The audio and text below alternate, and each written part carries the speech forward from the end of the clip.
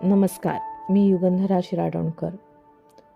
आद्यम योगालयाच्या story teller कॉर्नरमध्ये आपलं स्वागत करते.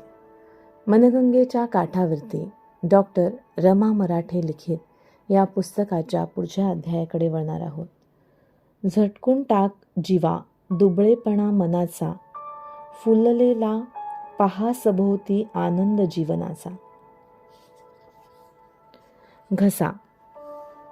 घसा दर्शवतो ती तुमची स्वतःची मतं, इच्छा, अपेक्षा बोलून दाखवण्याची क्षमता, स्वतःला व्यक्त करता येण्याची क्षमता.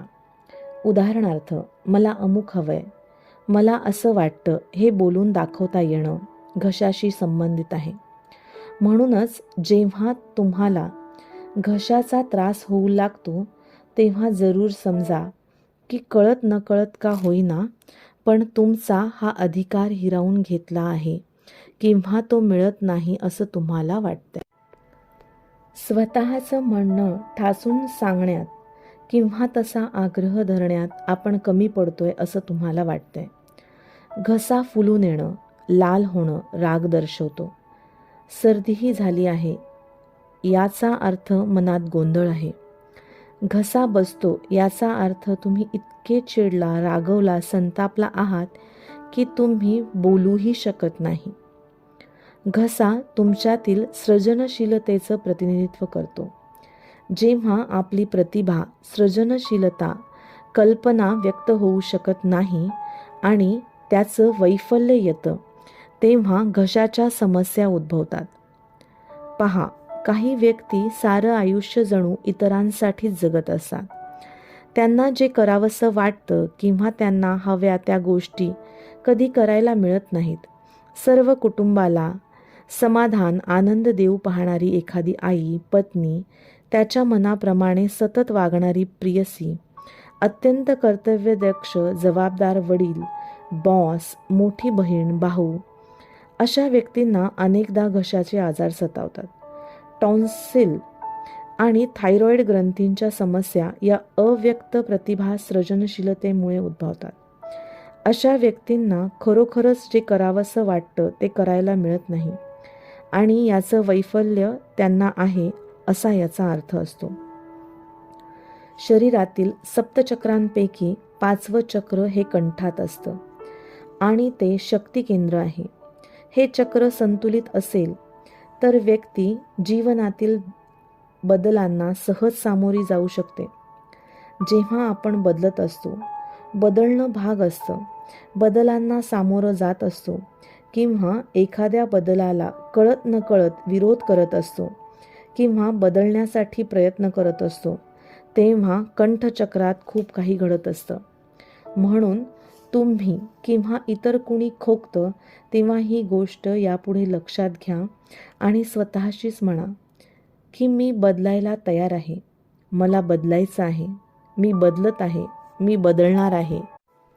तेही सहजपणे, आनंदाने. अशा वेळी विचार करा, आपण कोणत्या एखाद्या गोष्टीला हट्ट दुराग्रहाची प्रतिक्रिया दर्शवत आहोत? कोणत्या बदलाला विरोध दर्शवत आहोत?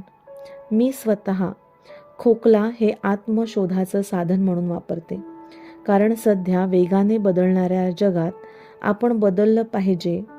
बदलाला विरोध करणं कसं परवडेल? आणि हो, सर्वात महत्त्वाचं म्हणजे या बदलात सहजता हवी, ताण नको.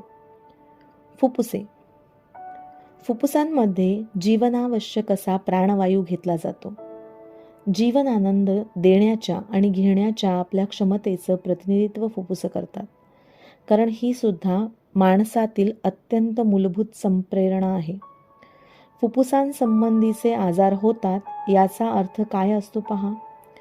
कदाचित अशी माणसं जीवन आनंद घ्यायला घाबरत असावीत किंवा असा भरभरून आनंद जीवनाकडून लुटणं हा हक्कच ती स्वतःला नाकारत असावीत. सामान्यतः स्त्रिया या उथळ श्वसन करतात असं आढळून येतं. असं का झालं असावं? वर्षानुवर्ष त्यांना त्यांचे हक्क नाकारले गेले म्हणून? समाजात नेहमी दुय्यम स्थान दिलं गेलं आणि हे दुय्यम स्थान व पुरुषप्रधान संस्कृती स्वीकारली म्हणून अजूनही स्त्रियांकडे मालकी हक्काची गोष्ट म्हणून पाहिलं जातं. आनंद, सुख, रंजन करणारी, मूल देणारी, जिच्यावर त्या त्या पुरुषाची मालकी आहे अशी स्त्री. म्हणूनच जीवन आनंद हा आपण पुरेसा घ्यायचाच नसतो अशी त्यांची आत्मप्रतिमा शतकानुशतकं बनत गेली. त्यांचं श्वसन उथळ बनलं. त्या खोलवर श्वास घेत नाहीत. हे मी सर्वसामान्य स्त्रियांबाबत म्हणते आहे. याला ज्यांनी विरोध केला त्या स्त्रिया बदलल्या. हा बदल स्वतःमध्ये करणं कुणालाही शक्य आहे. बदलत्या समाजात स्त्रिया सबल, सक्षम बनत आहेत. खोलवर आणि भरभरून श्वास घेत आहेत. जीवनाचा आनंद भरभरून घेत आहेत. जेव्हा मी खेळाडू, वैमानिक, पोलीस, कराटे प्लेयर अशा स्त्रियांना पाहते तेव्हा मी त्यांच्याकडे पाहून खोलवर श्वास घेते.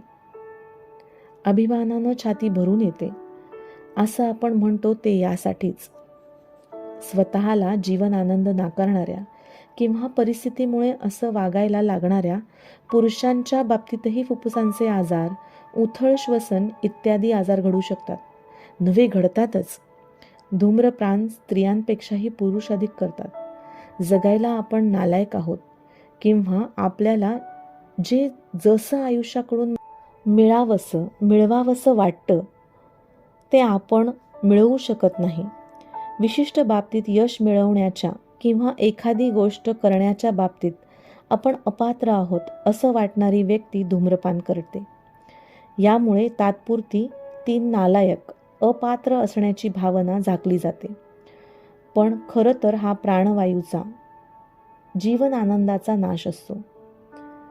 कितीही रागवा, ओरडा, तत्वज्ञान सांगा, आत्मप्रतिमा किंवा मनातील ही समजूत, नकारात्मक भावना जोपर्यंत दूर होत नाही तोपर्यंत धूम्रपानाची सवय सोडवत नाही. मात्र ही आत्मप्रतिमा बदला, सवय सुटेल. हृदय हे प्रेमाचं प्रतीक. हृदयातून प्रेम वाहतं. सर्व अवयवांना आनंद पुरवला जातो. तेव्हा आपण स्वतःला आनंद, प्रेम, शांती, क्षमा नाकारतो तेव्हा हृदय थंडावतं. योग्य प्रकारे काम करू शकत नाही. रक्तपुरवठा पुरेसा होत नाही. हृदयातून पहिली रोहिणी निघते, ती हृदय रोहिणी, जी हृदयाला रक्तपुरवठा करते.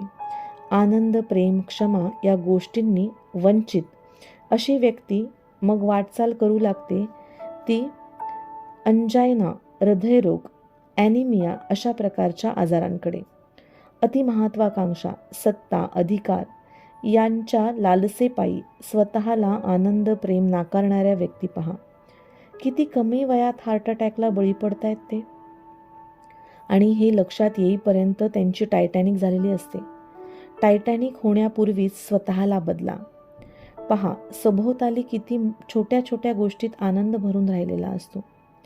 आपलं लक्षच नसतं. आपण पळतच असतो.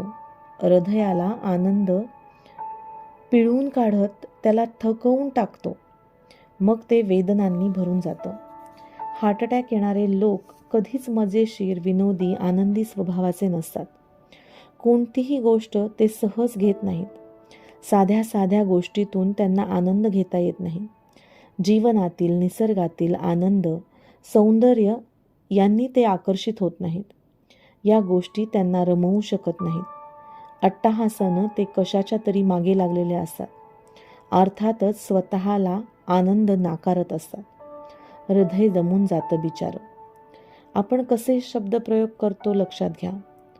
सहृदय म्हणजे दयाळू माणूस, उलट्या काळजाचा माणूस. मोठं काळीज आहे त्याचं. हृदय द्रावक प्रसंग. तो अगदी थंड काळजाचा आहे. सांगून काही उपयोग नाही. ती अगदी मऊ काळजाची आहे. मनाला लावून घेईल. प्रेम प्रवाही असतं. ते प्रवाहित ठेवावं लागतं, नाहीतर शेवाळतं. स्वतःलाही प्रेम उन्मेषून द्यायचं असतं. ते भरभरून हृदयात साठवून घ्यावं लागतं. म्हणजे ते इतर अवयवांना किंवा इतरांना देता येतं. दिलं की इतरांकडून मिळतंही. म्हणून आनंद द्यायला घ्यायला शिका. हृदयाला वाचवा. स्वतःवर प्रेम करायला शिका. चॅनलला सबस्क्राईब करा, ऑडिओला लाईक करा. मग पुन्हा भेटूया मनगंगेच्या काठावरती.